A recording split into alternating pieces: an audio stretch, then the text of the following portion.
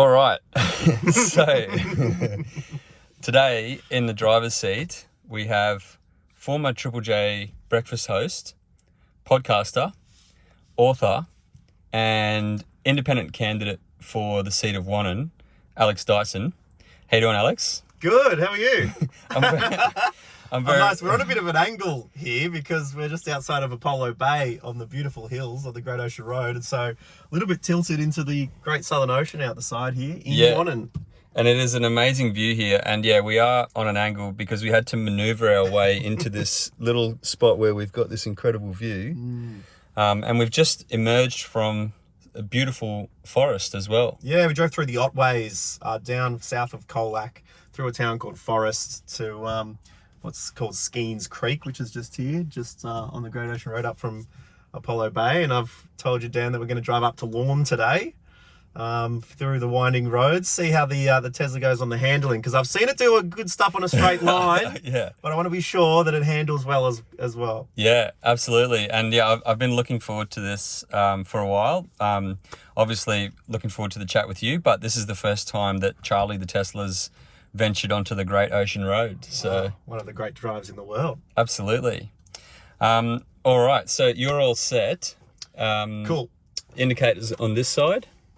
We're going left here, so that's good. Yep, and then we've got an accelerator in this car.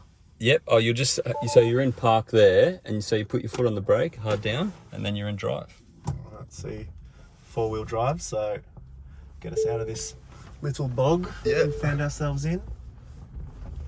Let's see if we can't join the road without. Nicely done. Smooth, isn't it? Yeah. Smooth stuff. And you feel as you take your foot off, you see that green line there? Yeah. So you can actually drive the car with one pedal? Yeah, there we go, to slow down. Yeah. How about that? Yeah. Here we are through the trees. Yeah. Yeah, it's a beautiful road through here. Well, thanks for inviting me in. This is such a thrill to be in a all-electric vehicle. Yeah, it really is, and it's amazing to come through an area like this. We're quite a long way away from the city now, but we're totally fine because this car has a range of 460 kilometers, which is more than enough to get to most places. Yeah, it's been interesting driving across Wannon because, the electorate I'm running for, my home electorate, because I'm from a town called Warrnambool, it's the boundaries have moved again, and so it goes from Anglesey, which is around the start of the Great Ocean Road, and then all the way to the South Australian border. So I was looking at an election trip to Nelson, which is about an hour west of Portland, which is an hour west of Warrnambool, which is 3 hours west of Melbourne. So she's a very large electorate, but regional people deserve representation too. Yep. Particularly ones who are from the area and sort of get a few of the challenges of living that far from a city. Yeah, and you actually ran in the last election as well, didn't you? I remember sprinted in the last election. It wasn't just a run; she was a sprint. Yeah. But it was really cool.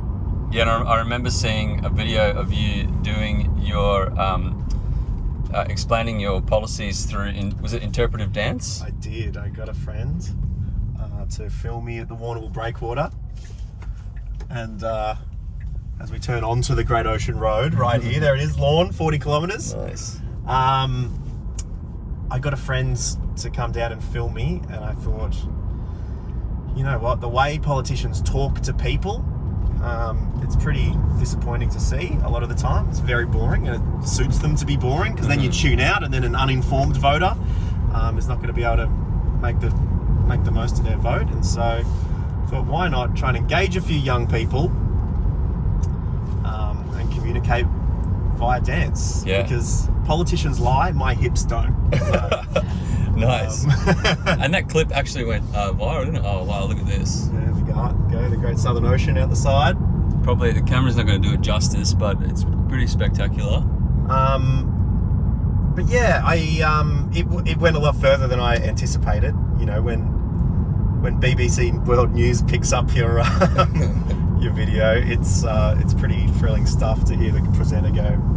What did he say? It was I want politicians to stop speaking and take a lesson from Alex Dyson, which was very, very cool to see. Nice. And, yeah, it won some hearts and didn't win everyone over. You know, some people weren't quite ready for the interpretive dance politician.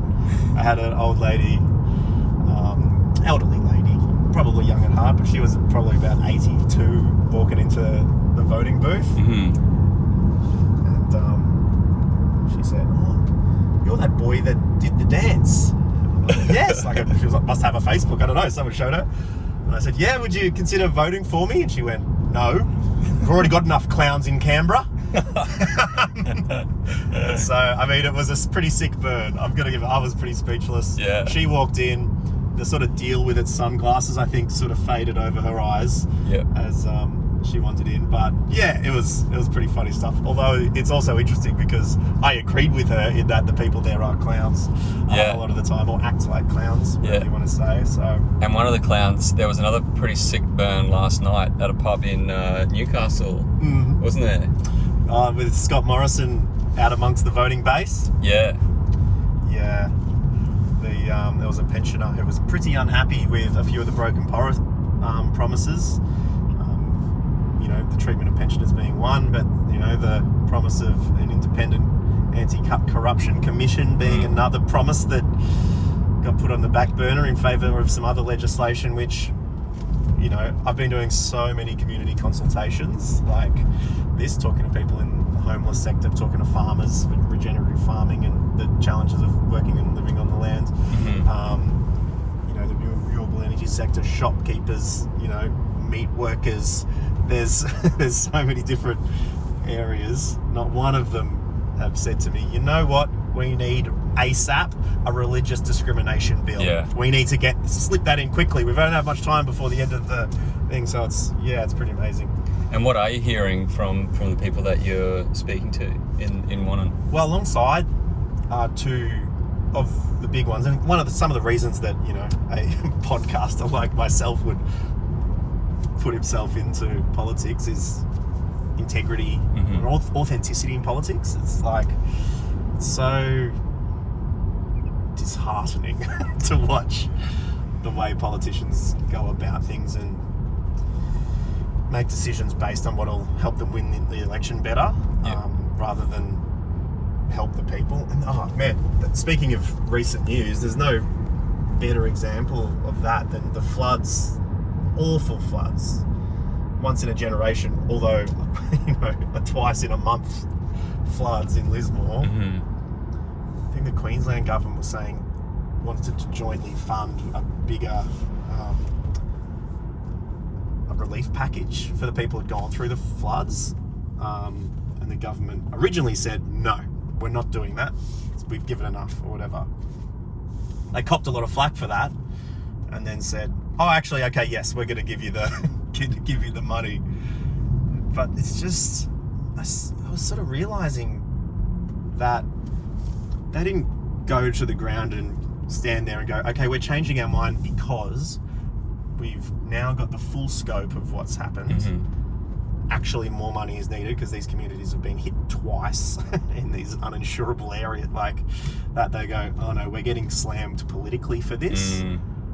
It'll play better if we put the money out. And to have that lack of empathy, you wonder why they have to have empathy training when this is the way they go about it. So anyway, to answer your question, integrity is big, climate is big, you know, the Lismore thing is part of that, but so is just the opportunities that the transition to renewables can bring us. But the other one, which I'm hearing like the most, and so the benefit of being independent is you can immediately put that at the forefront of your campaign, is housing. Like affordable housing, not only for people on low incomes, you know, maybe people with a disability, people fleeing violence family violence in a lot of instances, renters, when rent is going up, cost of living is going up, and buying a house prices are going up. It's it's not just that. It's for people who can afford houses, but there's just no houses for them to live in. Yeah. Like we're driving up towards Aries Inlet at the moment. Median house price there is $1.8 million. Wow. You know, a lot of it due to people from Melbourne seeing the natural beauty of this part of the world. Mm-hmm. But they're going to come down, they want to go to the cafe. What's their barista where are they going to live? Yeah. You know? Yeah. I've heard that there's a big problem, well, it's probably everywhere, but I've heard it in Hobart, there's so many empty houses that are used for Airbnbs. Yeah, that's been brought up. And it's pushing out a lot of the locals. Yeah, this part of the world is having a real issue with that. And I've, you know, listened to people who, you know, can benefit because they can rent out their houses during that time. Great. There's people who are like, I want to ban that service entirely. That is ruining, you know, this town, and something's got to be done. And you know, it's better if we just totally ban it. Like, for me, it's interesting to be hearing all these perspectives and probably thinking, you know, the best solution, or you know, the closest thing to a win you can have is somewhere in the middle of that. And but some levers need to be pulled, because the trajectory that we're on for these kind of towns, if they're going to continue to have the strong sense of community that they've had for many years, and not just be a sort of turn into a total weekender where one class of people live out of town and commute in, you know, and serve the people who come down and spend a couple of days. You know, something needs to be done in order to ensure that there's a nice balance where, both parties are able to be taken care of. Sure. I think they've had similar problems in cities like Amsterdam and Barcelona, where the councils have put restrictions on it and whatnot. You know, it's just getting out of control. Absolutely. And it's just without a national housing plan, you know, things turn to crisis mode. If you're just reacting to emergencies, and whether it's climate emergencies, mental health emergencies, or in my conversation with someone working in the homeless sector, from all the way from Geelong to Warrnambool, that jurisdiction covers that wide. The term humanitarian crisis was used at all seriousness for what's going on in a lot of these areas. And without a plan to, you know, spot these things, and if you're running on a 3-year election cycle where you get to pick the election when it's most expedient for yourself, you know, it's you're only going to get these short-term measures like a one-off $250 payment to cover the cost of living or something like that. It's like, great, but as far as long-term thinking goes, someone who cares about the future of the country, not just winning the upcoming election in a couple of months, it's pretty telling that where their priorities lie for that. Yeah, and I think people are like seeing through it now. They do want longer-term stability, and they are seeing through these quick temporary band-aid solutions, and obviously that sometimes even the band-aid's not there at all. I know. Yeah, exactly right. Not medical staples, just regular old staples to fix that one. Announcements of staples. Yeah, but like cutting the fuel excise, 22 cents, great, for 6 months. It's like, okay, that'll be all right for a bit. Instead of $2.10, people have petrol for $1.90. Great, you know, the real cheap $1.90 petrol. But if there was some sort of foresight, you know, 84% of new vehicle sales in Norway were electric vehicles. They're not worried about the increase. They don't need a fuel excise. No, that's right. They're saving more money right now. It's longer term. You know, that kind of thinking is, I think, where you get a prosperous society. It will help more people save more money for longer. But just so far in Australia, for whatever reason, over the last couple of decades, we've really steered away from putting in those long-term measures. Or if they've gone in, they've been removed. Absolutely. And I'm pretty into Twitter, as you probably know. I've seen you out on Twitter there, fighting the good fight. I'm really bad on Twitter. I've got to get better on there. But it is a bit of an echo chamber for people who are involved in politics. It can a lot be. of the time, and but it's a bit of it is a game changer, and particularly for, you know, journalists getting news and information, it does extend beyond it. So you need to teach me how to do it. I'll give you a few tips on Twitter, yeah, for sure. But I mean, I think it's a great spot to battle out ideas and to thrash out ideas with people, and it can get nasty, and like, you know, I tweet some dumb stuff pretty regularly.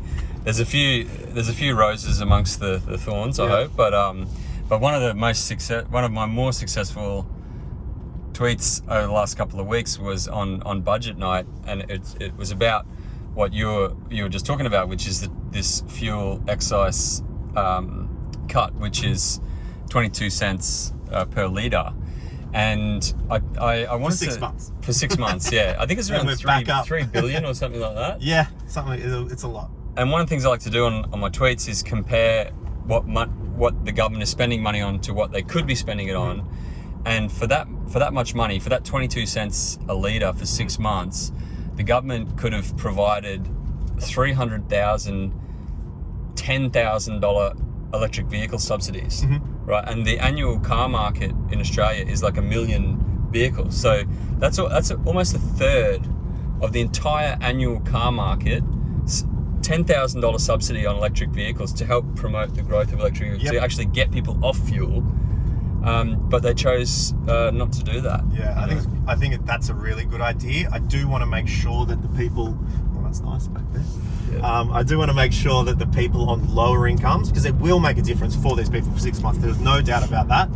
If there's a way to be able to make people on these lower incomes who can't live in the, you know, in town because the prices are just going up everywhere. Yeah. Whether it's, you know, guaranteed low interest loans for, you know, concession card holders who want to get into electric vehicles, you know, there's think tanks out there who are able to do these sort of things, you know, who can make sure that the long-term benefits can be there across the spectrum of society. You know, and we're just two guys who look at how much money it is and put in our calculators. Well, what can it do? Yeah. And I did the other day for the submarine thing where they paid $5 billion for these French submarines that at the end they went, oh, nah. And that costs every Australian taxpayer $340 for nothing. Yeah. So great, give us a one-off payment for the cost of living. That's on top of the $340 per taxpayer of our money that you've just, you know, thrown into the ether. Yeah. You and I just scribbling this on the back of a napkin. Yeah. And like Treasury, like entire Australian Treasury, they could probably do a bit more deeper dive into this kind of stuff. You would hope so. Yeah. And on top of that, like the Australian Institute, I work for the Australian Institute, and they've just released a report last week. It's the follow-up to a similar report from last year, which looks at fossil fuel subsidies. And last year, it was around $10 billion of public money went into subsidising the fossil fuel industry.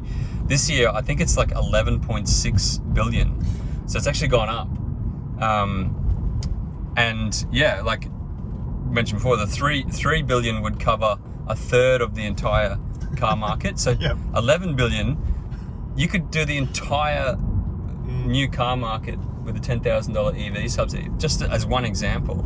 But I mean, why is all this money going to the fossil fuel industry? Well, like Scott Ludlam, he talks about state capture, which is when like both sides of politics, the two major parties, are essentially captured by big business. And in our case, in Australia, it's the fossil fuel industry. And I think that's another reason why we're seeing the rise of these independence movements, is because people want their democracy back. Yeah, I think Australia just wants to take a breath, because we've just been descending into, you know, negativity and sound bites and decisions made to win elections or to continue keep the donations coming in. So to be able to have some people in Parliament who, for every issue, every vote is a conscience vote. And they might not vote the same, but they'll be voting based on their electorates and their values, and you know where they stand. And it's not someone standing up there going, you know, well, actually, I disagree, but I'm going to cross the floor, you know, but I won't because of this. But yeah, it's just so difficult to see people arguing for things they obviously don't believe in. Yeah. It's Yeah. really, really weird. It takes a special type of person to be able to do that, I think. Like, no, and to what end? It's really rough. And Australians are really, we've seen very frequently across Australia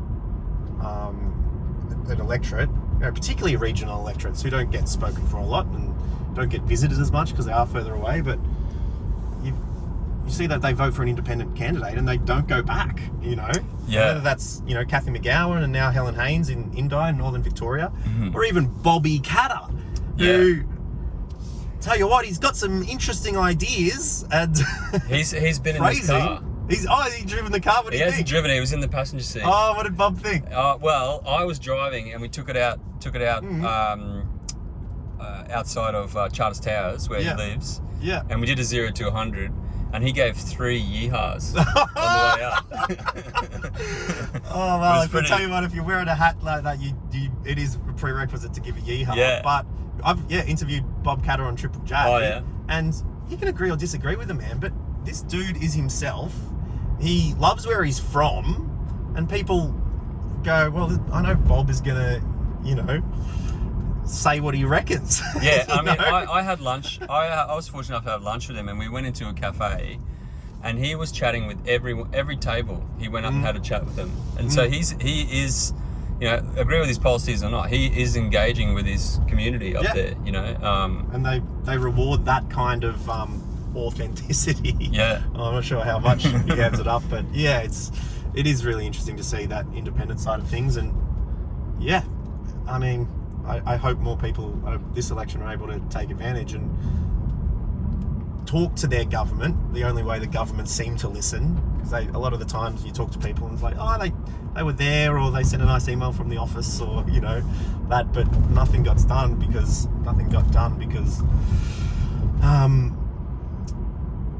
it's sort of platitudes in the moment. Yeah. So the only thing they really listen to is the election when it comes through, and they adapt to that.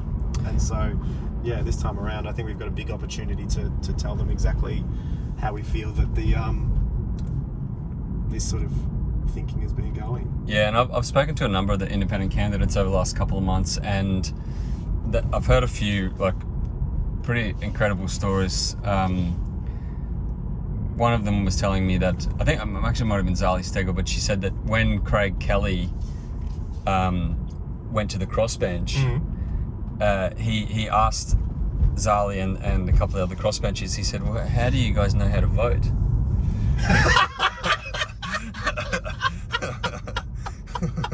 Because the major parties get told how to vote, right? Yeah, so who reads the legislation for the major parties and tells Craig Kelly how to vote then? They get text messages and told how to vote, right? Oh, God. Oh my goodness! Wow. But a lot of people don't realise this, that when they if they have if there is a Liberal member representing their community, that actually a lot of the time that elected official isn't even getting across the policy. They're just voting according to how the party tells them to vote. Oh man! Right? Yeah, representatives that will read what is written, make a decision, ask experts for bits they don't know or want to confirm, and then vote on it. Yeah. Wow, these are the things you just assume that they're doing. Yeah. But they're not. Goodness gracious. And we're laughing at it, but it's not funny. Laughing right? at the downfall of our democracy. Yeah. It's really not. God. But this is, again, going back, this is the exciting thing that's happening, and a lot of the independents I spoke to over the last couple of months have also said they're meeting with so many people and having these kitchen table conversations. And I spoke to Sophie Scomps up in McKellar, and she really made the point that you want to do a little... Sorry, I was just getting back up to the speed limit there. Yeah. Well, if we find a decent straight, we can do the traditional 0 to... The 0 to speed 100. limit? Yeah, 0 to speed limit is a better way to put it. Try that. But yeah, so she was saying that... Never got a speeding ticket, by the way, Alex Dyson. Oh, I'm really? a big rule follower. Yeah. But you also don't drive very often, huh? Well, I've never owned my own car. Yeah. I borrowed Dad's for a few months one time, living in Sydney. Oh, yeah. But no, I've never owned my own car. And I was thinking, someone mentioned the other day, like imagine like the first car I ever owned was an electric car. Like that'd be pretty cool. Yeah, absolutely. It's unfathomable as a 16-year-old getting my L's and a 23-year-old getting my P's. I waited a little while. Yeah. Public transport, in the city, that's all right. Well, it's a bit of a luxury not having a car or not needing a car living in the city. I lived in Amsterdam for a while, and it was just amazing to just be able to ride your bike everywhere. I remember in French class, my friend, I think we were talking about what car you get when you grow up, and I'm like, I think I might just get a bike, like a good bike. Yeah. My friend laughed at me, laughed in my face, because being in Warrnambool, it is very difficult to get around. Yeah. But even I was in Portland the other day. I was walking the street in Portland. It was 4 hours from Melbourne, introducing myself to businesses and things. And I went to the bike shop there, and the dude's like, he's just been selling 2 electric bikes a week. Because the other great thing about regional towns, no traffic, and whilst it is a little bit more spread out, it's perfect for those kind of commutes. Like you can go to every friend's house, go to the shops, that kind of thing, and the lack of traffic just makes it a breeze. So I can see big things for smaller vehicles in the future. Yeah, absolutely. Yeah, electric bikes are taken off everywhere, I think, which is great. How are you enjoying the drive? This is good. This is smooth, man. Has it felt smooth for you? Haven't felt worried yet? No, I'm fine. Yeah, totally We're fine. hitting a bit of roadworks here. They have been doing a little bit on the Great Ocean Road because a few sections are starting to be washed from the ocean, being so close to the ocean. Oh, It's, really? Wow. A few bits are just a little bit dicey, so that could be what we're about to go through up here. Well, while we're waiting, maybe we can talk a little bit about your life, your upbringing, and maybe how your career and how you ended up being a presenter on Triple J. Yeah, well, I was born in Warrnambool. I went to Warrnambool Primary School and went to Warrnambool College, and it was good. Like my mum passed away when I was 4, so it was like me and my dad and my sister a lot of the time. But I had a really great upbringing, and I think I got into radio by saying yes to stuff really throughout my life, where do you want to do soccer? I was like, yeah, let's play soccer for a bit, a little at. And then someone asked me, do you want to do swimming? I'm like, yeah, cool. I played basketball and did all the sports, but then also did the school musicals and did debating and all those kind of things. So I just sort of liked trying different things. And so when my friend Tom Ballard asked me, do you want to do a radio show on community radio in Warrnambool? I'm like, sure. I've got year 12 to do, but I usually not studying by 10 o'clock on a Thursday night. So we went in Warrnambool community radio station, which was called Three-Way FM, which the first time I said it outside of the Warrnambool bubble. Said, oh yeah, I started on Three-Way FM. Someone just snorted in my face. I'm like, what are you talking about? They're like, what, 3-way? Yeah. I'm like, oh yeah, that is funny. But it stands for Warrnambool and You. Ah, okay. Is what's going on there. But yeah, we're doing a show, but then Tom did really well in the Raw Comedy Competition, which is a competition that Triple J supports. Just sort of a, stand-up comedy open mic with heats and then state finals and then the national final. So he got to the national final, and yeah, the program director from Triple J at the time, Chris Scadden, sent him an email, said, do you have any radio experience? And he did, with me for like 6 months or something like that. So we taped a show on a cassette tape. Now, kids, a cassette tape is kind of like a small piece of plastic with some string inside it, which sound comes out of. But yeah, his mum at home recorded us, and Triple J found it funny that halfway through the show we said on air, okay, Judy, just turn the tape over for during this song because we got to record on the other side. Anyway, that got us doing demos at Triple J, then overnights and weekends, and I ended up moving to Sydney at the age of 21 to present the breakfast show with Tom, which I did for 4 years, and then Tom went to do some other stuff, and Matt O'Kine came on with me for another 3 years, and we did Matt and Alex for there, and now me and Matt are doing a podcast together as well, because yeah, we got along so well. So that's been sort of my career trajectory. And then just trying to do a few odds and ends on the side, you know, writing a book or two, and then DJing occasionally, and you know, writing for parliaments when the mood strikes. So when you were working with Triple J, were you starting to get more politically engaged, or were you already quite engaged? Or I was pretty engaged. It really did. It does knock the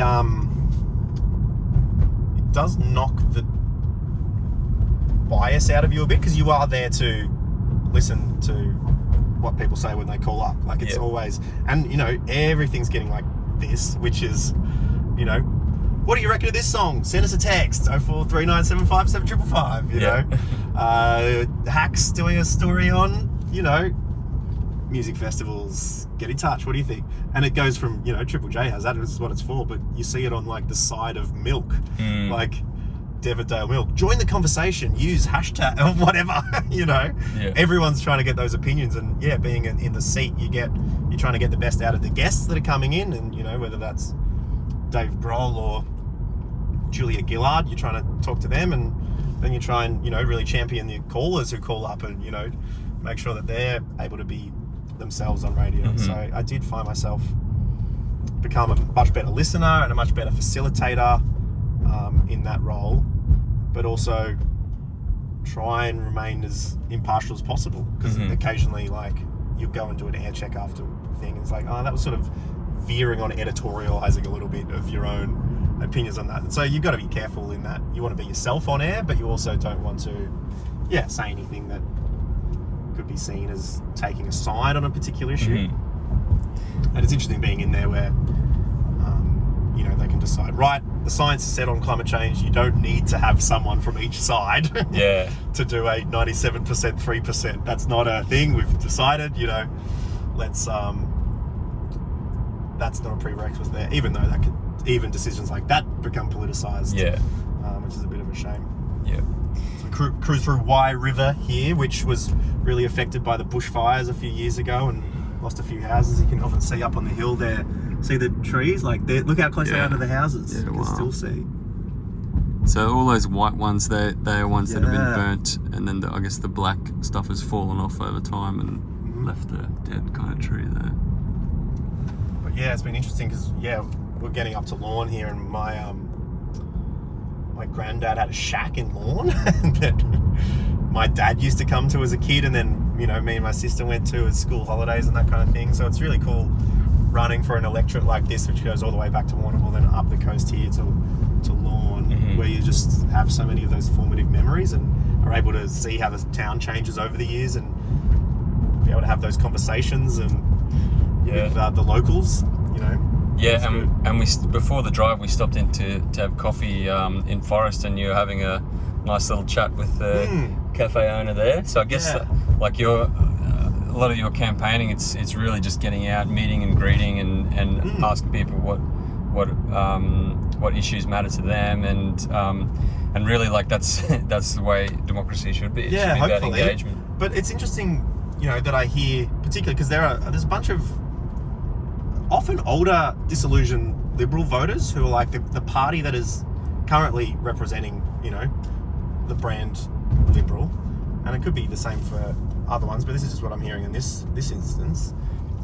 It's really veered away from when Wannon first went to the Liberal Party, which was when Malcolm Fraser was from down there. He's a Prime Minister from Wannon. And he said, well, he won the election because he'd drive the ute up to the farm gate, wander up the driveway, knock on the door, introduce himself, and say, what's going on here? You know, I'm running for you. Which is real, old school politics. And people respected it. And that was the Liberal Party at the time, and he was the Prime Minister, and from all accounts, he's back on every weekend. You'd come home from Canberra and you'd be amongst the community and talk to people and do that. And so there's reasons why these seats become blue ribbon seats, you know, and whether it's a really good local member or there was they had really good years, but people, politics is too important to our lives to treat the parties like footy teams that you stick by through thick and thin, you know. Doesn't matter if they're at the bottom of the ladder. Doesn't matter if they're the worst. It's like it's you can really run a place into the ground by doing that. Yeah, and absolutely. It behooves you to, try different options. If not to go to make your traditional side work harder, one that you've traditionally had an affinity with.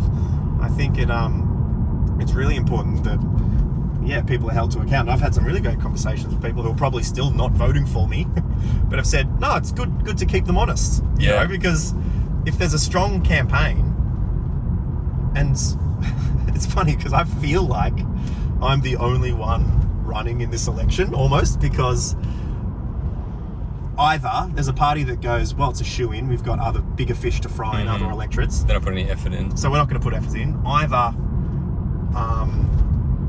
we're so far behind, we're not going to catch up. So we're just going to, play it with a pretty dead bat. Either you're a small party who has no chance of winning, and so you can only do so much, and you're sort of yelling into the wind a little bit on your particular issue. So, I do feel like sometimes that I am the only one out there trying to do a really strong campaign so that everyone else, hopefully jumps on board with me or gets worried enough or encouraged enough that there's a bit of momentum for change. Yeah. And that's how I think I'll measure success, because it doesn't matter who gets the job done in the end, as long as it gets done. Yeah. Really. I think the power of word of mouth is really underestimated as well. Like, people talk, and if you're genuine and you have, good conversations with people and you give people time of day and you listen, they'll talk to other people. They'll chat with their barber, when they're getting their hair cut, or with the barista when they're getting their coffee or whatever in these small communities. Like, I grew up in a small community in central Queensland with 2,000 people, and like in small towns, word of mouth travels so fast. It's way more powerful than anything else. And that's why, like, you can have, I think, you can have all the advertising spend that you want and digital marketing and all that kind of stuff. But I think more and more people are starting to see through a lot of those shallow kind of approaches. And I really hope that we are moving back towards a more face-to-face engagement. I think in order for these campaigns to be successful, either I could go around to every single person in this electorate, which I would love to do. It's just, relatively impossible. Or I could reach everyone on social media or through these sort of interviews. Or if you, see an interview or you get to meet an independent candidate, you get to talk to them, the idea of having someone who represents your community and only your community alongside, what's the best for Australia in the world. Like, you would then hopefully transform into your own mini candidate. Where it's like, I'm voting independent, and you can go and start convincing one friend, two friends. And then that's the way through that propagation, that campaigns, community-led campaigns like the independent campaigns that are running across Australia at the moment, that's the way that we're going to be successful for sure. And when you're ready, you can do a 0 to the speed limit. Zero to the 80. Just floor it all the way, plant it all the way, hang on to it. Okay, I got it. I got it in there, and I felt it, and that was pretty wild. It's still quite a curvy road, so you did well there. Yeah, I didn't want to especially with like do anything too silly. I am a rule cliff on follower. one side and the ocean on the other. And it is an 80 speed limit, and I got 0 to 60, and it didn't take us long. And so, if you needed to drive that fast, and I did do a couple of things at Triple J. One time I chauffeured Triple J listeners to Soundwave.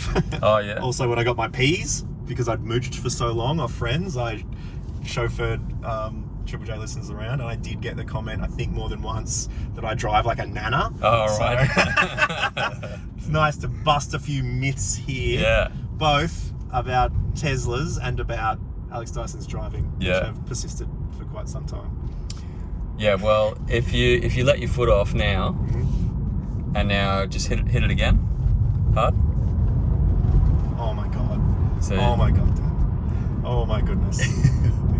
it's just instant power. Yeah, basically. that is very, very interesting. You don't like it. You do like you. It does feel like you're on a roller coaster. Like the chest, just like whoa. Yeah. Am I in control here? And you are because of, you know, like I'm not doing anything silly. Yeah, but the I'm vehicle just- dynamics means you got still, it's very stable and you've got a lot of grip on the road, kind of thing. So yeah. Yeah, goodness. Nice. That is very impressive. And how long we got? Still got 226 kilometers to go. Yep. Still got plenty on Wow. the charge. Oh, I got to say, I think this is definitely a contender for one of the most beautiful drives of the Coal Miners Driving Teslas series. well, that's it. Yeah, Yeah. look at this scenery. This is all the way from Apollo Bay. It goes all the way up to Anglesey, and you can take it through to Torquay as well, and even go.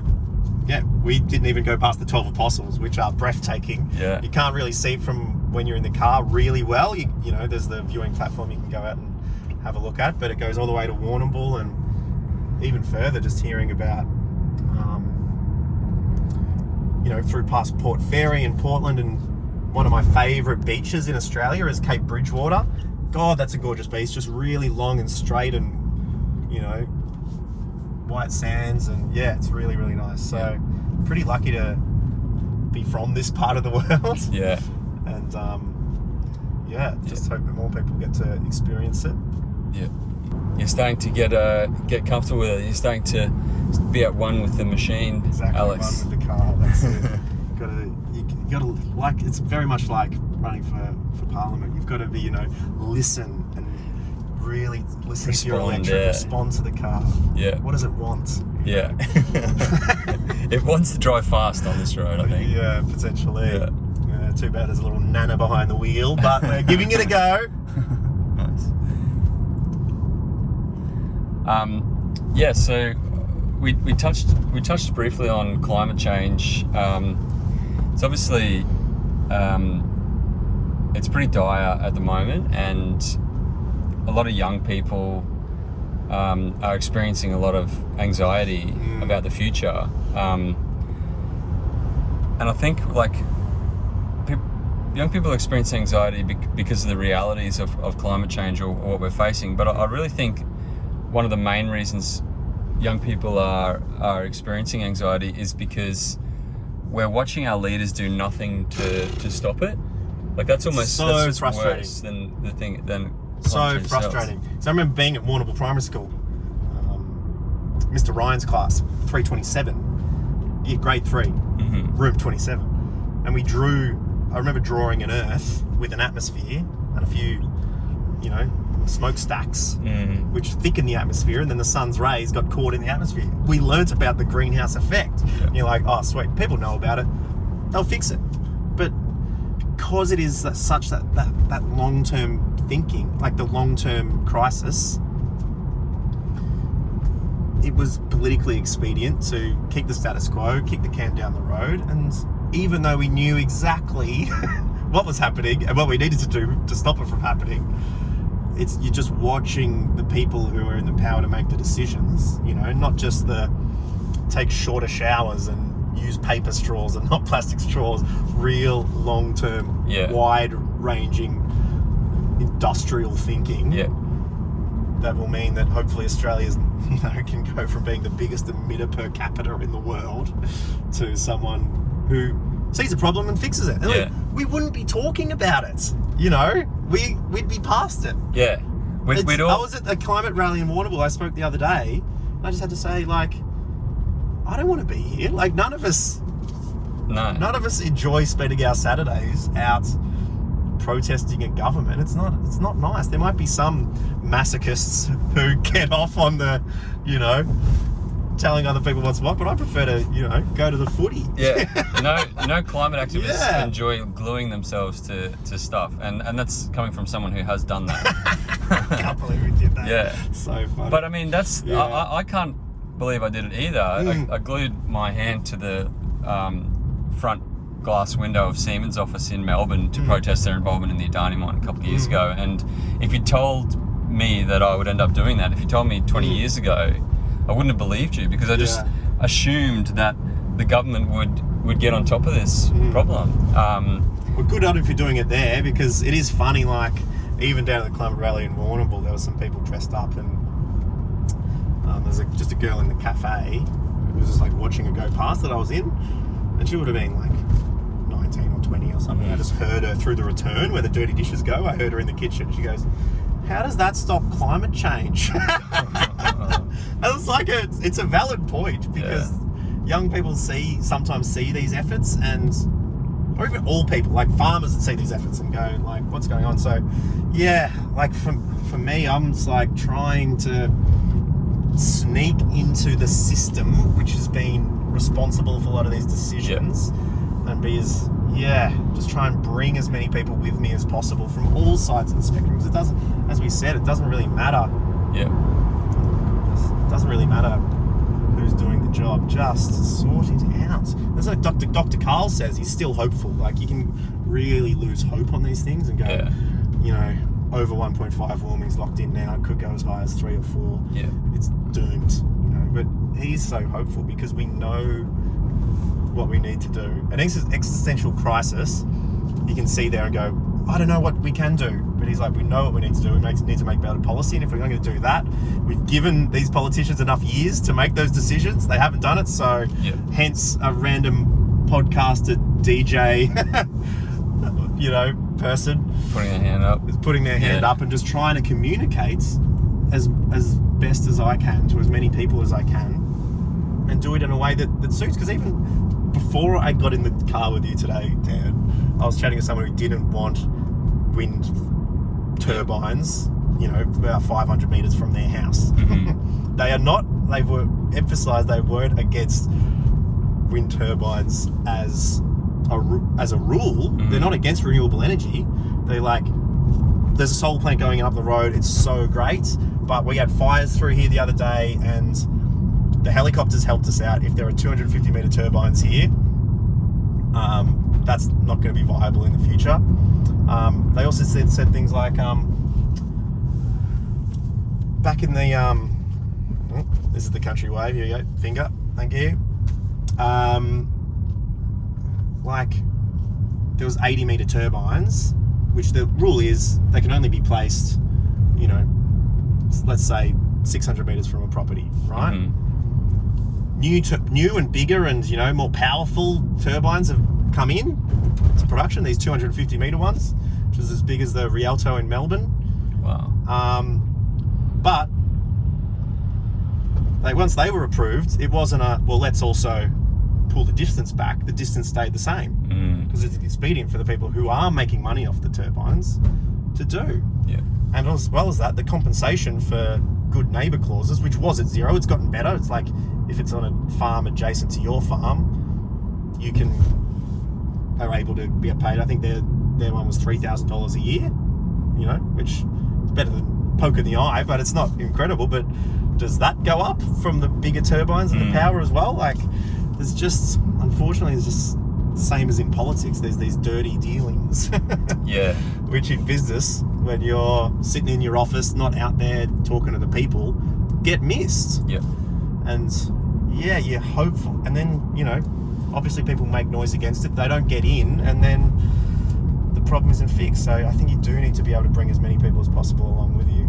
Yeah, absolutely. And I mean, there are alternatives as well. Like in Europe, they have massive offshore wind. And that's been approved in Victoria. Like, it's very difficult with such a scenic drive and 12 Apostles to find a good spot, but they've been slated, and I think there'll be some built, and that's great. And people I was talking to today were like, awesome, you know, get it done. You don't need to be putting out fires out in the ocean. And unless you live next to an oil drilling rig that's on fire. I think we're coming into Lawn here. There's the Lawn Pier. Oh yeah, that's the pier. Which was the pier you jumped off with your? The Warrnambool breakwater. That's the other way, isn't it? The other direction. But thousands of people jump off that pier for the pier to pub every year in Lawn. Go there and swim on into the shore. That's a big one. I think a few politicians have done that over the years. Oh, nice. Yeah, it's a beautiful spot here, isn't it? Amazing. This is another place where, because it is so beautiful, and but the forest backs up right onto lawn. There's not many places for more houses around here, particularly in a range that is affordable to the 98% of people. I can imagine. Who don't have a couple of mils spare to drop on a mortgage. Yeah. But it's very nice. Like growing up, we'd have fish and chips on like a little table here and look out over the water. There's a Ferrari. Oh yeah. Is this car faster than that? Oh, much faster. That's 19th century junk, mate. Perfect. Well, expensive junk. Let's go up here. We go up now. This is interesting because Lorne, this town, has just been brought into the electorate of Wannon, which I'm running for now. Used to be in Corangamite, which was on a marginal seat. And actually, we should drive up to the Lorne Footy Oval, which is just up here. Yeah. From memory, because of all the and people who have looked at the grants that different electorates get, they will have seen that there's quite a bias towards seats that are on a close margin because the politicians reckon they're winnable, and so this was in one of them. And so from what I heard, this town of 1,000 people got, and you can see it over there, a $1 million state-of-the-art scoreboard. Wow. So there's some pretty good-looking club rooms over there too. Is this part of the Sports Rorts thing, or I don't know. Previous? I didn't, line it up with the sports spreadsheet? Rorts, but this was a marginal seat. It is now a safe seat due to the redrawing. Wow. And it's interesting talking to people, from down in old Wannon, who are like, "Oh, the roads are terrible. We can't get any money for this." And I've chatted to people down at the Lorne foreshore already this election. And they're like, we're pretty well taken care of already. Yeah. But it'll be a pretty rude awakening should, things stay the same. Yeah. And the money tap, dries up. But one of my first run in 2019, I said, I trust the people of Australia to vote differently more than I trust politicians to stop that kind of pork barreling, that, really weighting things towards marginal seats. We've given them too many chances to do that, but they just keep doing it. It's become normalised almost. We have to, be the puppet strings to go, all right, we know the game you play. We'll make everything close. Give it to us all evenly, please. Yeah, absolutely. You just reminded me of something Saul Griffith said, because he drove this car as well, and Saul is into the whole electrify everything movement.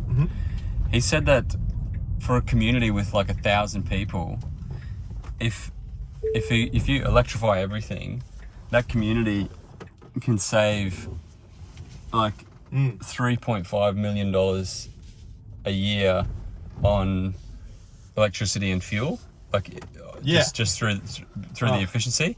So it's a third of what you would pay. And he makes the point that's $3 million a year that's you can put into your community. You could do so much with that, instead of it going into the hands of multinational coal, oil and gas companies. Yep.